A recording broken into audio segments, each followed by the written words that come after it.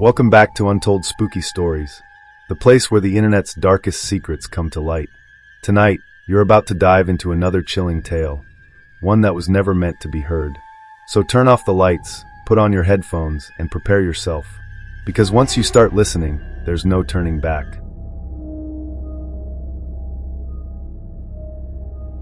I took the job out of desperation. Night security at an old hospital that was supposedly being prepped for demolition. The pay was great for what they claimed was just a lot of sitting around. I didn't ask questions. I needed the money. The place was called St. Marlowe's. Shut down in the late 90s after a fire gutted part of the West Wing. Rumors floated around about unethical experiments, missing patients, and one particular doctor who vanished the night of the fire. But I didn't believe in haunted hospitals. I believed in rent and overdue bills. The first night was quiet. Too quiet. The kind of silence that makes you hyper-aware of every breath. My footsteps echoed down long, sterile hallways. Paint peeled from the walls. Ceiling tiles sagged. Most of the equipment had been removed, but some beds remained, their sheets yellowed with age. They gave me an office and a small monitor with access to the few working security cams. 4 cameras. The east entrance. The hallway near the morgue. The elevator shaft. And a static-ridden feed of the old surgical theater. At 2:13 a.m., the elevator moved. The power to it was supposed to be dead, but the monitor showed the floor indicator light up. From B2 to B1, then to ground floor. I waited, heart pounding. The doors opened. Nothing. I assumed it was a glitch, until I heard the ding in real life. I crept toward the elevator, flashlight trembling in my grip. The doors were open. Empty. But the air smelled like antiseptic and burned hair. I closed the doors manually and went back to the office. Night after night, more things started happening. Voices in the vents. Not whispers, conversations. Clinical, cold, like doctors discussing a patient. I'd follow the sounds and find empty rooms. Or worse, rooms filled with equipment that shouldn't be there. EKG machines blinking. For bags swaying. Once, I swear I saw someone lying on a bed, eyes closed, until I blinked, and the bed was empty. One night, the cameras went black except for the surgical theater. The image flickered violently. Figures in surgical masks stood over the operating table. One looked directly into the camera, then slowly raised a scalpel. I ran to the theater. No one. But the table was soaked in something dark, and the scalpel was still wet. I called my supervisor, told him what I was seeing. He sighed long and tired and said, "Just don't go below B1. That was it. No explanation. Just a warning. So, of course, I went to B2. The elevator wouldn't go that far. I had to find the old stairs, hidden behind a rusted emergency door. The moment I stepped onto B2, my ears popped. The walls here were wrong, covered in what looked like scratch marks and strange chalk diagrams. The temperature dropped at least 10 degrees. There were rooms down there that weren't on the building plans. Long corridors with numbered doors. Each had a small glass window. I looked inside one. It was me, lying in a bed. Eyes open, staring back, breathing. I ran. Every door I passed had another version of me. Some sleeping, some sitting. One was screaming silently, face pressed against the glass. When I got back upstairs, everything was dark. The exit signs flickered. My phone said it was 4:08 a.m., but when I stepped outside, the sun was high. It was noon. I had lost 8 hours. The next shift, I found a folder on my desk. No label. Inside were photos, grainy stills of me walking the halls, entering rooms I didn't remember. One showed me standing in the morgue, covered in blood. My hands were empty, but the reflection in the freezer door showed me holding a saw. I started hearing my name over the intercom system, even though the speakers were disconnected. Sometimes it came from multiple directions at once. Sometimes it was my voice calling myself. I tried to quit. They told me I signed a 6-month contract. Legally binding. No early termination. I stopped sleeping. Every time I closed my eyes, I dreamed of B2. Of operating tables. Of scalpels scraping bone. Of me cutting open versions of myself. I began to wonder if I had actually ever left B2. Maybe I died there. Maybe I was just another copy now, living out someone else's shifts. Someone else's memories. The last thing I remember clearly is finding the door. The one marked, "Do not enter under any circumstances." It was locked with 5 different mechanisms, but I had all the keys. The folder had contained them. Inside, the walls were lined with mirrors, each showing a different version of me. Young, old, burned, bleeding, laughing, dead. They began to scream in unison. I dropped to the floor, covering my ears, but I still heard it. Inside me, tearing at my mind. I blacked out. Now I wake up every night at 2:13 a.m. No matter where I am, no matter what I do. I hear the ding of the elevator. I don't remember leaving the hospital, but here I am. And yet, sometimes I catch my reflection doing things I'm not. Sometimes I wake up with blood on my sheets, and every now and then I get a call. No number, just static, and a voice whispering, "Come back to B2. We're not done with you yet."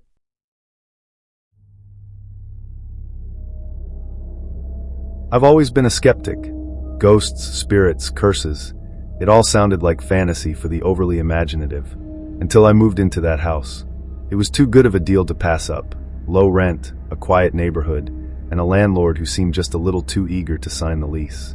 That should have been my first warning sign. The first night was uneventful, aside from the occasional creak from the ceiling above me. The house was old, so I chalked it up to unsettling. But on the second night, the creaking turned into footsteps. Slow, deliberate, barefoot steps pacing across the ceiling. I grabbed a flashlight and went to investigate. The attic was empty, just old, dusty beams and a musty smell like rot. But the footsteps kept happening, night after night. I tried earplugs, sleeping pills, nothing helped. The sound was inside the house and inside my head. Then the objects started to move. Keys would vanish and reappear in strange places. A glass shattered on its own right in front of me. I woke up once to find my bed pushed several inches from the wall. At first, I thought I was sleepwalking, but the door had been locked from the inside. The strange part? The metal latch looked like it had been chewed. That was when I set up cameras, 4 of them, 1 in each room, plus a baby monitor pointed down the hallway. The footage from the first night made my skin crawl. Around 3:12 a.m., a figure appeared beside my bed. It just stood there, watching me. No movement, no sound, just watching for 2 full hours. I took the footage to the police. They dismissed it. One officer even laughed and asked which app one used to fake it. "Cool effects, bro," he said. I left feeling more alone than ever. No one believed me. No one wanted to. I tried to leave, packed everything I could, but my car wouldn't start. The battery was fine. The mechanic I called never showed up. My phone lost service permanently. I tried walking away on foot, but the neighborhood looped on itself. I passed the same house with the same old woman watering the same flowers, over and over. She smiled at me each time. The exact same smile, like a broken recording. That's when I knew the house wasn't haunted. It was alive. I found a hidden passage behind an old mirror in the hallway. It led down a narrow stone stairwell that seemed impossibly long. I must have descended at least 4 floors underground, even though the house had no basement. The air grew cold and wet, thick with the smell of mold and decay. At the bottom, the walls were covered in symbols I didn't recognize, drawn in something dark and flaky, maybe blood. There were bones, too. Animal, I think. And clothing. Children's clothing. Then I saw her. A figure crouched in the shadows, pale and gaunt, with deep-set black eyes and a mouth far too wide. She whispered my name, except it wasn't sound. It was like a voice inside my skull, echoing through my brain. I ran, stumbling, crashing into walls, scraping my hands on stone. I hit my head on a low beam, and everything went black. I woke up in the hospital. They told me I'd been found unconscious in my front yard, mumbling nonsense. The nurse said I had scratches on my back that looked like bite marks. The doctors thought I was on drugs. I wasn't. I begged my friends to help me. Most refused. One, Matt, said he didn't believe in any of that crap and went in alone to prove me wrong. He never came back. The police searched, found nothing. Except his phone, in the upstairs hallway. It was still recording. The last few seconds showed a pale hand gripping his shoulder, and then he was pulled backward, into the mirror. I started to lose track of time. Days would pass without memory. I'd wake up in the kitchen, or the attic, with blood under my fingernails. My voice changed. Sometimes it sounded deeper, other times I couldn't speak at all. My reflection would lag behind me. Once, it even smiled when I didn't. I ripped open the walls looking for answers, and found a journal hidden behind a panel near the fireplace. It belonged to the previous tenant. He described everything, the footsteps, the figure, the dreams. He wrote about seeing versions of himself watching him from across the room. The final pages were written in frantic, looping handwriting. Over and over, "You don't live here. You belong here. She shows herself now even during the day. In the reflection of windows, in darkened screens, in puddles on the ground. Always smiling. Always waiting. Sometimes, when I close my eyes, I see things that haven't happened yet. I see myself doing terrible things. I'm not sure how much longer I can resist. She's inside me now. I feel her moving when I'm still. I feel her breathing when I hold mine. If you're reading this, it's too late for me. But maybe not for you. Don't go near that house. Don't call the number. Don't look it up online. If it finds you, it won't let go. The house doesn't want visitors. It wants prisoners. And now, it wants you.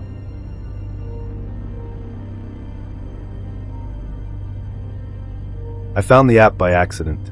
It wasn't in the Play Store or anywhere you'd normally find things like that. It just appeared.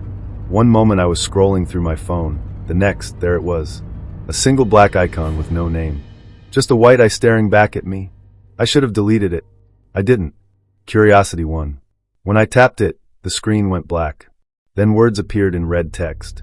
Do you want to see the truth? Below it, a single button, yes. I pressed it. My screen flickered. It showed me a live feed of my living room. From an angle I didn't recognize. I was sitting on the couch, but I hadn't set up any cameras. I looked around. Nothing. But the app kept showing the feed, me in real time. I backed out. The icon was gone. That night, I woke up to find my phone recording. Not playing, recording. The camera was pointed at my face. And yet, the phone was still on the desk across the room. I stopped sleeping after that. Every time I did, the phone would do something on its own. I'd find new videos in my gallery. Footage of me sleeping. Of me standing at the foot of my bed, staring down at myself. Eventually, I tried a factory reset. It didn't work. The app always came back. Always in a different spot. Sometimes on the home screen. Sometimes hidden in the folders. Once, it replaced my contacts icon. I asked around. No one had heard of it. I posted screenshots online. The images corrupted immediately. People accused me of faking it. Then the dream started. Vivid, violent, and wrong. I'd see myself doing things, horrible things, to people I didn't know. Always with a knife. Always in the dark. And when I'd wake up, I'd feel the handle still in my hand, only to vanish as I blinked. The app updated itself without permission. Each time, it added new features. The first was Live Map. It showed my location, and another dot approaching. No name. Just other. It was always close. Always getting closer. The next feature was Memories. It opened a gallery of photos I'd never taken. Photos of strangers crying. Of people tied to chairs. Of basements filled with red-stained walls. One photo showed me, smiling, blood on my chin, standing over something blurred. I started blacking out. Losing time. An hour here. A whole day there. Once I came to in a forest with no idea how I'd gotten there. My phone had 37 new videos. I didn't watch them. I couldn't. The final feature was simply titled, Control. I tapped it. The screen asked, do you give consent? 2 buttons, yes or yes. No way out. No exit. No back arrow. I touched one. My body seized. My hands moved on their own. I walked to the mirror. My reflection didn't match my movements anymore. I wasn't in control. The app had become part of me. Sometimes I could hear it, buzzing just beneath my skin. When I cut myself, I didn't bleed. I heard static. I smashed the phone. Burned it. Buried it. It didn't matter. The next morning, a new one was on my nightstand. Same brand. Same model. Same app. Waiting. I tried running. Different country. Different number. Didn't help. It followed. The truth is, it's not just on the phone. It's in me now. Watching. Recording. Controlling. And it's spreading. Sometimes strangers look at me like they know. Like they've seen me before. I think I'm in their photos too. They're nightmares. You'll know when it gets you. The icon just appears. An eye. No name. No warning. And when it asks, do you want to see the truth? Don't answer. Because the moment you say yes, you're not you anymore.